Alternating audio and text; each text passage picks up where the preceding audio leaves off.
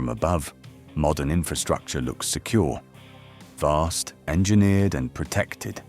LNG ports, power hubs and industrial facilities represent billions in investment and strategic importance. But modern conflict has changed. Low-cost unmanned drones, simple, accessible and expendable, can threaten assets of enormous value. Defending critical infrastructure demands a new approach: layered, scalable and cost-effective counter-UAS systems, designed specifically to counter low-cost, small and numerous threats.